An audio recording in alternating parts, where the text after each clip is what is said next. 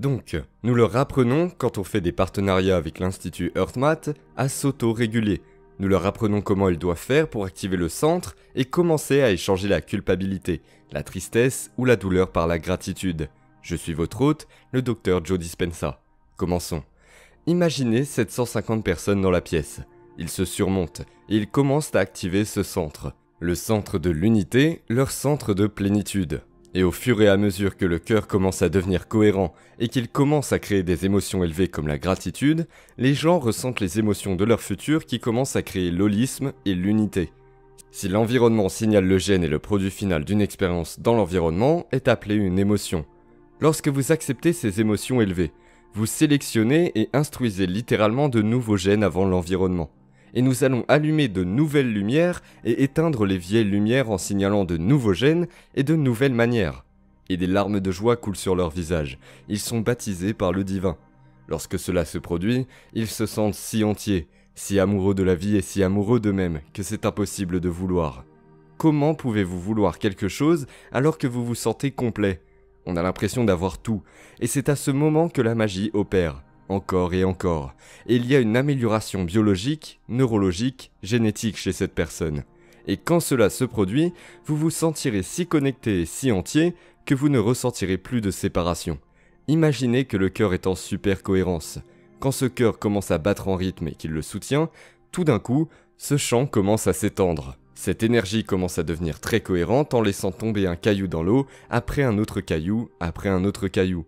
Et ça crée cette vague. Mon Dieu, nous passons tellement de nos vies. 70% du temps selon la recherche à vivre en mode survie, vivre en stress. Et vivre en stress et vivre en survie, c'est quand votre cerveau et votre corps sont déséquilibrés. Et quand vous êtes en survie, vous anticipez toujours la pire chose qui puisse arriver dans votre vie. La plupart des gens vivent donc sous le coup des émotions de la peur ou de la colère, de l'hostilité ou de l'agressivité, de la compétition, de l'envie ou de la jalousie. Et ils ne savent pas comment ouvrir leur cœur, parce que dans la survie, ce n'est pas le moment d'ouvrir son cœur.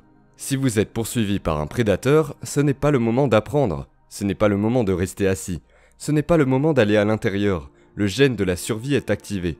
Vous avez 3 choix, vous courez, vous vous cachez ou vous vous battez. Les gens ferment alors leur cœur parce qu'ils ne veulent pas être vulnérables. Donc nous leur apprenons, quand on fait des partenariats avec l'Institut HeartMath, à s'auto-réguler. Nous leur enseignons comment activer le centre et comment commencer à échanger la culpabilité, la tristesse ou la douleur par la gratitude, le mérite, l'amour de la vie et la joie d'exister. Et comme pour toute autre chose, si vous commencez à vous entraîner et que vous frappez à la porte, une fois que ce centre commence à s'ouvrir et que votre cœur commence à changer, c'est un phénomène étonnant. Le cœur commence à libérer une substance chimique appelée ocytocine. L'ocytocine vous fait vous sentir bien. C'est le produit chimique de l'amour. Nous avons mesuré l'ocytocine chez nos étudiants. En 4 jours, certains d'entre eux ont 200 fois plus d'ocytocine.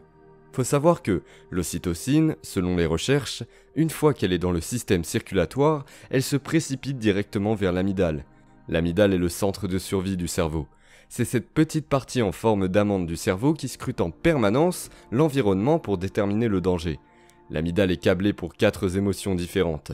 L'agression et la colère, la peur et l'anxiété, la douleur et la souffrance, la joie et l'amour. Donc dès que l'ocytocine est libérée dans le système circulatoire, elle éteint les lumières de la colère et de l'agression.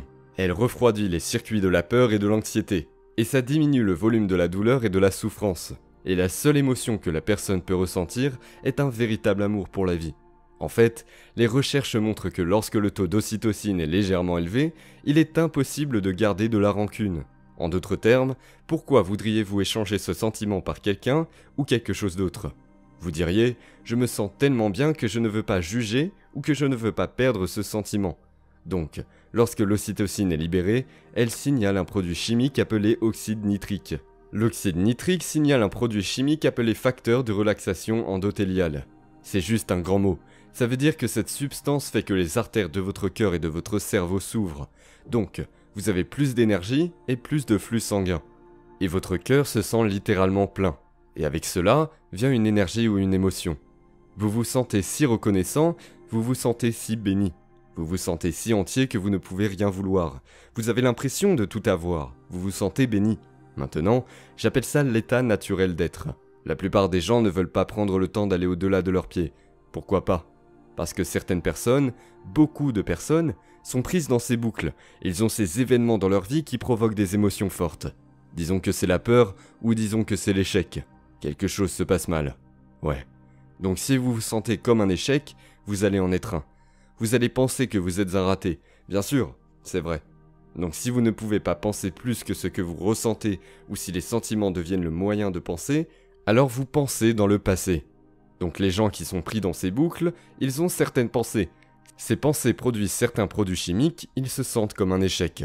Au moment où le cerveau communique avec le corps et dit « Oui, tu te sens comme un échec », vous générerez plus de pensées qui correspondent à ce que vous ressentez. Ainsi, la pensée et le sentiment et la pensée créent un état d'être. Et quand les gens sont pris dans ces boucles, ils deviennent heureux d'être malheureux. Parce que la partie la plus difficile du changement, c'est de ne pas faire le même choix qu'on fait la veille, n'est-ce pas ? Donc, au moment où vous vous dites « je vais laisser tomber ma culpabilité », cela signifie que vous allez laisser tout ce qui est familier et connu dans votre vie. Et vous allez entrer dans l'inconnu. Et cela va être inconfortable. Ce ne sera pas familier, il y aura de l'incertitude. Vous ne serez pas capable de prédire le moment suivant parce que vous n'êtes plus dans le connu, vous êtes dans l'inconnu. Donc les gens, ils ressentent cet inconfort. Ils ne peuvent pas prédire ou savoir ce qui va se passer, ils sont dans ce vide. Et le corps, qui a été conditionné pour être l'esprit, dit « tu te sens comme ça depuis 25 ans ». Et donc le corps commence à renvoyer des signaux au cerveau pour influencer nos pensées. Si on répond à ces pensées comme si elles étaient vraies, ces mêmes pensées mènent aux mêmes choix. Les mêmes choix mènent aux mêmes comportements. Les mêmes comportements créent les mêmes expériences. Et les mêmes expériences produisent le même sentiment ou la même émotion. Une personne dit « ça semble bien ». Non, ça me semble familier. Passer d'une cellule ancienne à une nouvelle cellule, c'est une mort neurologique, biologique, chimique, hormonale de l'ancienne cellule. Et la plupart des gens ne savent pas comment changer leur état interne sans dépendre de quelque chose d'extérieur à eux. Ils préfèrent prendre la pilule, la drogue, la boisson. Ils préfèrent aller faire du shopping, jouer ou autre. Ils préfèrent se distraire de la véritable essence du changement parce que la plupart des gens ne comprennent pas qu'ils ont la capacité de changer.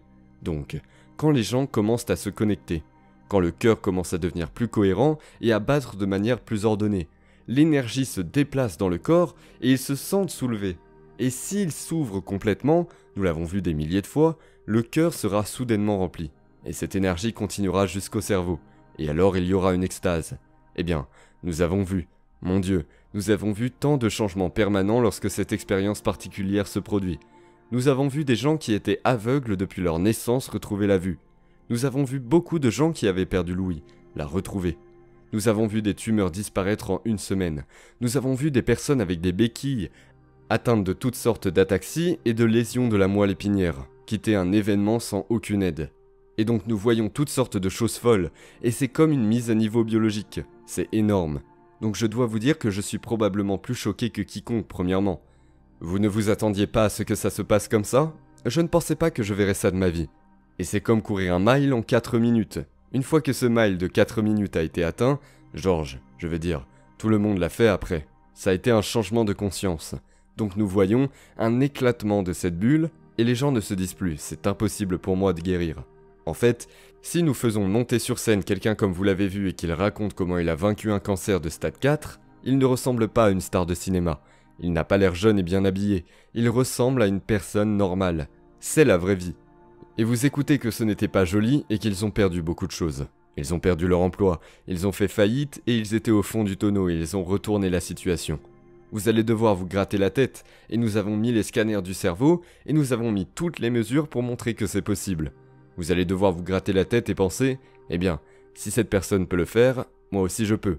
Ainsi, tout comme une infection se propage dans la communauté et crée une maladie, vous réunissez un groupe de personnes. Je crois que la santé et le bien-être peuvent être aussi contagieux que la maladie. Absolument. Et tout d'un coup, il y a un moment dans nos ateliers où je sais maintenant que nous rassemblons un groupe de personnes. Le premier jour est consacré au dépassement de soi, et je peux vous dire après avoir regardé tous ces scanners cérébraux que vous et moi sommes à notre meilleur et nous nous dépassons.